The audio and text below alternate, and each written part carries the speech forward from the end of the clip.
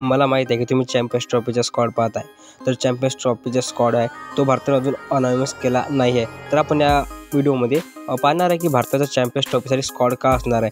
तर आपण पूर्ण व्हिडिओ नक्की पहा, पूर्ण मजेदार होणार आहे. आणि त्यानंतर इंग्लंडचा स्क्वॉड पण पाहू आपण. तर पहिले भारताचा स्क्वॉड पाहू. तर भारताचा स्क्वॉड जसा 2023च्या वर्ल्ड कपमध्ये होता तर सगळे म्हणतात तसंच राहणार. तर नाही भाऊ, तसा नाही राहणार, थोडे चेंजेस तर करणार आहे. कारण की गौतम गंभीरचे एरिया आहे, गौतम गंभीरचे एरियात आतापर्यंत पाहिला असेल तुम्ही, म्हणजे नसतं म्हणत मस्त होत असाल.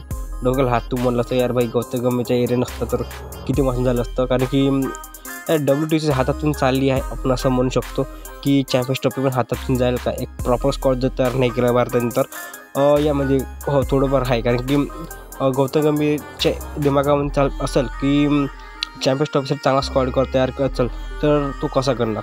तर मी तुम्हाला सरळ सांगून देतो की चॅम्पियन्स ट्रॉफी आणि वर्ल्ड कप 2023 लगभग तसंच जे स्क्वॉड आहे तो राहणार आहे. किंचित जे आपण म्हणतो चेंजेस आहे ते राहू शकते. ते सिम्पल जे स्क्वॉड आहे, कारण की वर्ल्ड कपमध्ये चांगला प्रदर्शन केला होता आणि चॅम्पियन्स ट्रॉफीमध्ये ते स्क्वॉड राहणार, आपण अशी म्हणत आहे. तर आपण पाहूया पहिले बॅटिंग पाहू. तर बॅटिंगमध्ये मला वाटते की हे जे 4 बॅट्समॅन आहेत ते पक्के राहणार आहे. पहिला रोहित शर्मा, शुभमन गिल. आता शुभमन गिलला मी का ठेवलं कारण की शुभमन गिल ODI फॉर्मॅट चांगला आहे आणि भले यंदा म्हणजे या वर्षी जास्त ODI मॅचेस राहिले नाही, कारण की श्रीलंका विरुद्ध तो गमावला आहे. पण काही विषय नाही, कारण की अजून मला वाटते बहुतेक जेव्हा इंग्लंड वर्सेस भारत स्क्वॉड राहील फेब्रुवारी महिन्यात, म्हणजे जो सामना राहील त्यामध्ये जर भारत त्यानंतर जर स्क्वॉड अनाउन्समेंट करतो तर तो जो सिरीज होणार आहे ती खूप मोठी होणार आहे. कारण की चॅम्पियन्स ट्रॉफीच्या आणि ती फक्त एक सिरीज आहे जे भारत खेळू शकते, म्हणजे खेळणारच आहे, कारण की शक्तीचा काही विषय नाही. आणि त्यानंतर की बॅट्समन यशस्वी जयस्वाल जर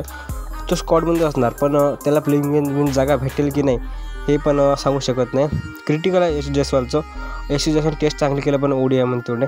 तर जे 4 बॅट्समॅन आहेत ते रोहित शर्मा, शुभमन गिल, विराट कोहली आणि श्रेयस अय्यर. श्रेयस अय्यर तर 4 नंबरवर पक्का राहणार आहे, कारण की 4 म्हणजे राहणार. श्रेयस अय्यरने जे 2023चा जो वर्ल्ड कप त्यामध्ये चांगला कामगिरी केली आणि मला वाटतं की तोच राहणार मिड ऑर्डरमध्ये 4थ्या नंबरवर. आणि त्यानंतर येते ऑलराऊंडर. तर ऑलराऊंडर आणि गौतम गंभीरचा खूप आवडते, कारण की IPLमध्ये पण आपण पाहिला की सुनील नारायण ओपन करायला लावलं तर गौतम गंभीर दिमागात थोडं अलगच चालते की यार आपले ऑलराऊंडर कोणते ठेवायचे आणि कोणते नाही.